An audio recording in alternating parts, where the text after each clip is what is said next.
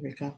Hey everyone, this is Dr. Yam, your Keep It Simple coach for the Content Creation Tips and More Facebook group. It's a pleasure to see you all again for another wonderful week of small business, entrepreneurship, solopreneurship, freelancing, and coaching, whatever category you fall into. I'm here to support you.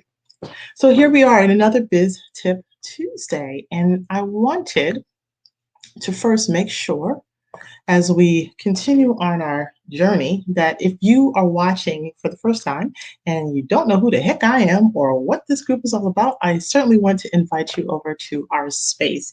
So, Content Creation Tips and More is a private Facebook group where I coach and mentor new solopreneurs, freelancers, and coaches, and even retailers who are new to the whole concept of content marketing, would like to get better at it and grow and enhance their business. And so that is what that space is about.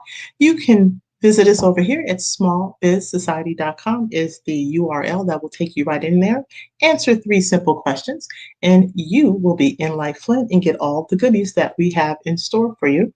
And of course, I always invite you to come on over to my Facebook on my website, which is keepitsimplecoach.info. And there you'll find my blog, events, and services that I provide to help accelerate your journey as an entrepreneur. So please make sure that you head on over there. So again, for Biz Tip Tuesday, we're going to venture into the topic and continue our series really on social media posting and marketing in a sense in regards from a content marketing perspective.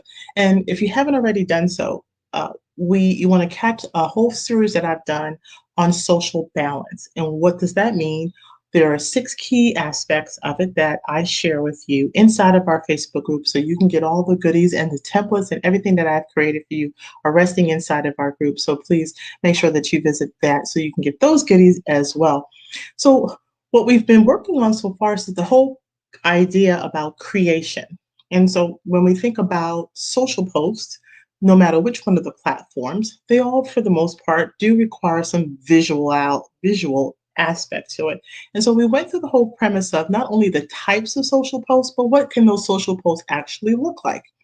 Now, today, I'm going to break down that social post for you and actually consider what is the anatomy of a Facebook social post. Each one of the platforms have a bit of a nuance to them. So I thought it would be nice that you each at least can kind of see what some of the difference are. What does that ideal social post look like? Now, there we go, sorry. And what that social post can look like. So what I want to do is kind of break it down for you. The anatomy of a Facebook social post. What are the components? And how is it that you can continue on your journey to create social posts that are going to make those connections that you want with your intended audience? So let's head on over. I'm going to pop up. So I did a diagram for you guys, and you'll also have access to the document itself inside of the Facebook group. For right now, I'm just going to give you a quick overview. So you should be able to see my screen. And what I did is just that. What is the anatomy of a Facebook post? And it's, again, I like to keep things simple. Drinking water is always a good thing. I like to keep things simple for you guys because we're busy working our work and doing our due, and anything that I could do to help you make that process and your systems and your processes better, that's what it's really all about. So here we go. All righty, there we go. I want to make sure somebody was trying to connect. All right, so let's go through some of them. And I also want to just kind of put some emphasis and some highlights onto that as well. There we go.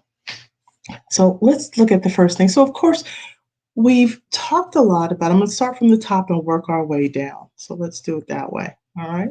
Bring up my page.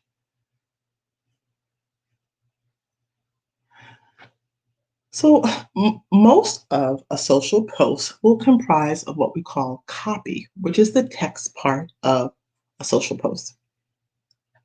And the things to kind of keep in mind is you do want your social post, the copy itself, to be short and concise. People aren't there to read an entire article. They want to have access or know a little heads up about an article or a blog post or an event or a task or whatever those might be. So you do want to optimize the information in such a way that you can be short and to the point, providing information that's going to be useful to that individual. Also, that being said, your persona comes through your social post. And so the things that you do want to be mindful of are that you're being authentic, you're staying positive, and you're adding value because that's what people are looking for. They're not there for a long period of time. So you just have this one snapshot, as much as you can capture someone's attention as they're scrolling, right? That you can get enough information that will have them to pause to read the information because it's concise and short, that they would see value in it and it's like, oh, that's interesting, and want to pause and read your content amongst all the other pieces of content that are out there. Another thing to keep in mind with that too is having some line breaks. White space is a need. We talk about that a lot in the graphic design lane, that you don't want information that's all kind of jumbled together and close, and it makes it hard to distinct a train of thought. Again, short and concise, but breaking them down and having that white space and those line breaks are very helpful and easier on the person's eye. So that's something else to be mindful of. Let me also add some notes for you guys.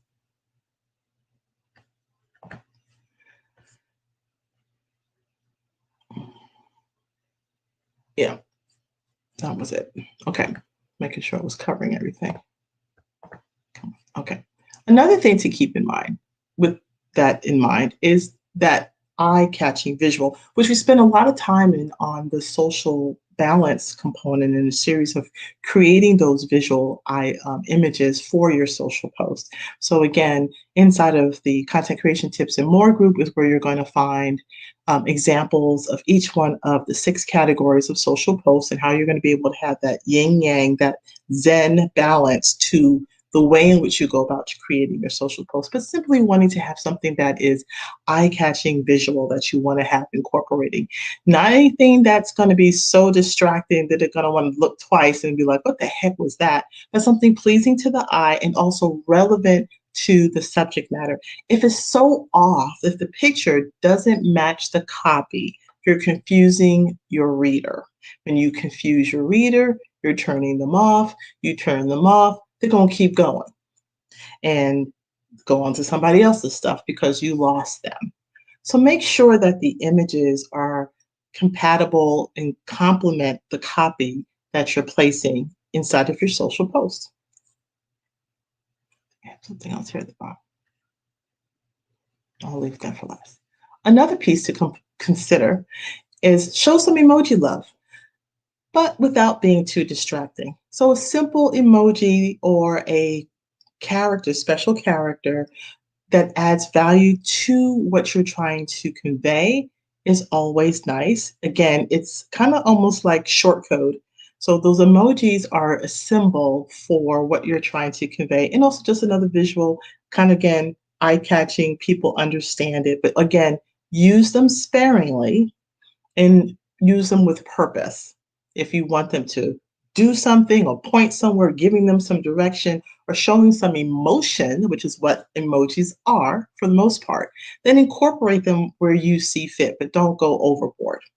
Sometimes I know I can be a little overboard, but it's like, for instance, when you're creating a list inside of a post, using a checkbox or using some emojis to kind of give that emphasis of these are the 3 items rather than just like, I'll just call like hanging text, like this text is just standing there idle, is a better way of using emojis. So you can use them as bullets. Those are some ideas that you might want to consider. Another thing also to keep in mind is encouraging engagement. We talk about the whole call to action.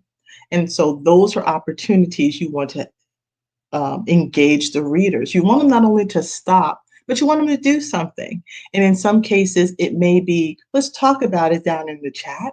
It may be to join and visit another web address. And in this particular case, I had it to go to a URL as an example. So you have those opportunities to capture their behavior in such a way that they'll take action.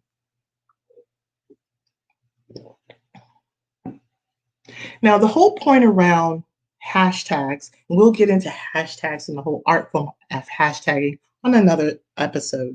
But for this purpose, the purpose around hashtagging is that it allows you to categorize your post. So, what are the relevant subject matters or stakeholders for that matter that this particular social post is connected to? So, putting social, using hashtags for that purpose is what that's for. And so in this particular case, this is just a simple example of them. Each time, each different platform does have its own essence of use of hashtags. So we'll talk about that on another day. But a call to action, encouraging engagement in some way is what you're striving for. And then you also want to have this kind of clearly stated goal. And this could be that overlay in your social post itself. It doesn't necessarily all have to be up in the copy space. You can embed it inside of your visual imagery if you'd like. So that's another opportunity as well. Let me just make sure I got some folks. If you're live and you want to send me some emoji love while we're talking about emojis, then please say so inside of the comments. Love to hear from you as well. So if you're either watching live or if this is a recording, do a hashtag live or hashtag for replay if you're watching it in a replay, and share some emoji love. Or of course, always ask your questions as I'm going through this. Always happy to provide you with some support with respect to that. Now, another item. Again, clearly a stated goal alongside your images. And so again, you'll see some of those examples inside of the social balance series that we have inside of the Content Creations and More Facebook group. And last but not least, is there's an opportunity for you to get more visibility with your post. Facebook in particular has an opportunity for you to do what we call boost your post. Now, boosting your post is simply what I call the down and dirty way of putting an ad out. It's not a formal ad. It's simply, how can I get more reach and expose this post in front of a different audience that might not always just be my followers and my clients that already are connected with me. So you can just simply do a social post boost. And we'll cover that in a lot more detail on a different day, but just know that's what the button is for. It's basically what I call the down and dirty ad version of putting something in front of another set of eyes, and you can get that social reach. So this was just one that I just happened to post earlier, so it doesn't have as much reach, obviously, because it just got posted and I was creating this, but simply put, that's what the button there is for. If you want if you'd like me to spend some more time on boosting and also Facebook ads, we have our resident expert on Facebook ads, and then we also have a resident expert with respect to optimizing your social media in and of itself without having to do ads. So we have both. So if you're interested in either one of those components, then simply let me know and I will be more than happy to do so. All righty.